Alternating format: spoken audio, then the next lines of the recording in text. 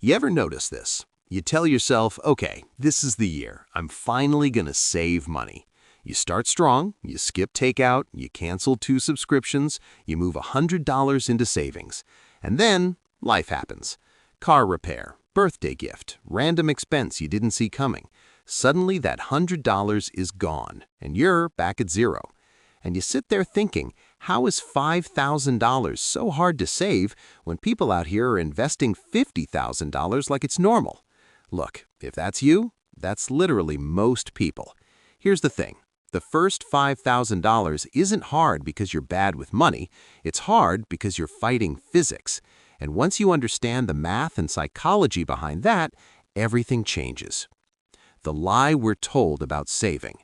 We're told saving money is simple. Just spend less than you earn. Cool, great advice.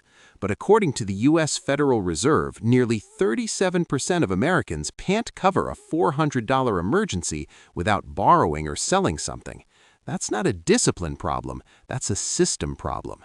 And here's what most people don't realize. When you're trying to save your first $5,000, you're pushing a boulder uphill with no momentum. But once you pass that number, the hill flattens. Why the first $5,000 feels so heavy. Let's break this down. Imagine you earn $3,000 per month after taxes. Your rent is $1,200, groceries $400, transportation $300, utilities $200, insurance $200, phone and subscriptions $150, random life stuff $400. You're left with maybe $150 to $200. Now you're trying to save $5,000. At $200 per month, that's 25 months, over 2 years. 2 years of saying no, 2 years of discipline, 2 years of not slipping up. That feels impossible, because psychologically, it is. The psychology of too far away. Humans are terrible at long-term reward calculation. Behavioral economists call this present bias. We overvalue what we can get today and undervalue what we get in 2 years. So when someone says just save $5,000, your brain doesn't see progress. It sees 2 years of sacrifice. That's why people quit at $600 or $1,200 or $2,000. It doesn't feel meaningful yet. And here's what's frustrating. The hardest part of building wealth isn't the math. It's surviving the phase where nothing exciting is happening. Now let's talk math, because this is where it gets interesting. Imagine you finally hit $5,000. You invest it in a low-cost index fund earning an average of 8% annually. Year 1, $5,400. Year 2, $5,832. Year 5, $7,346. Year 10, $10,794. That's compounding. But here's what most people don't realize. The real shift isn't the returns, it's the momentum. Because once you have $5,000 saved, 3 powerful things happen. You stop living in fear of small emergencies, you stop sabotaging long-term plans, and you start thinking like someone who builds wealth. And that identity shift, that's worth more than the interest. Identity is the real wealth multiplier. Look, wealth isn't just numbers, it's behavior. When you have $0 in savings, every unexpected bill feels catastrophic. When you have $5,000, it's annoying, not devastating. That psychological safety changes how you operate. You negotiate salary differently. You leave bad jobs faster. You make smarter investments. You stop panic selling when the market dips. That's why the next $50,000 feels easier. You're no longer surviving, you're building. The snowball effect nobody explains properly. Let's say after 2 years you hit $5,000. You keep saving $500 per month because maybe you got a raise or cut expenses. Now you're investing $500 monthly at 8%. After 5 years, all of a sudden, you're around $36,000 to $40,000 depending on timing. After 8 years, all of a sudden, you're flirting with $60,000 plus. Notice something? The jump from $5,000 to $50,000 takes less emotional energy than the jump from 0 to $5,000. Because now your investments are compounding, your income is likely higher, your habits are automatic. This is where it gets really interesting. At some point, your money starts earning more in a year than you save, and that's when the game flips.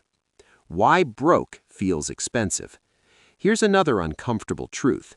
Being broke costs money. No emergency fund? You use credit cards at 22% interest. No savings? You can't buy in bulk. No cash cushion? You can't invest during downturns. The Consumer Financial Protection Bureau reports that credit card interest costs Americans tens of billions annually. That interest isn't random. It's a tax on not having that first $5,000. So, ironically, the people who most need breathing room are paying the highest price. But I don't make enough. Now you might be thinking, okay, Thomas, this all sounds good, but I don't make enough to save $5,000. Fair. Let's address that directly. Income matters. You cannot budget your way out of poverty-level wages. But here's what most people don't realize. Your savings rate matters more than your income once basic expenses are covered. If you make $40,000 and save 10%, that's $4,000 per year. If you make $70,000 and save 3%, that's $2,100. The higher earner feels richer. The disciplined saver becomes richer. Big difference. The 3 phases of money that no one teaches.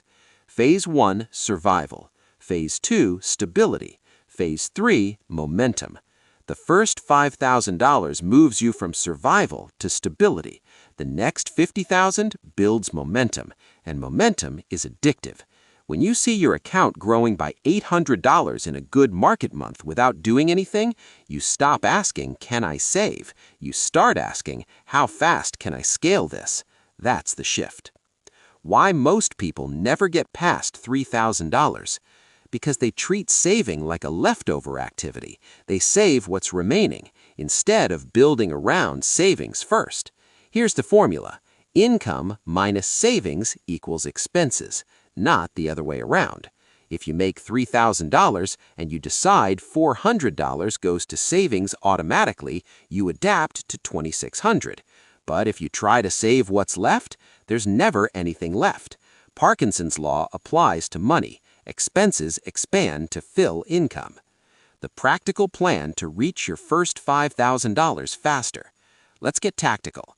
If your goal is $5,000 in 12 months, that's about $417 per month. Break that down weekly, about $100 per week. Break that down daily, $14 per day.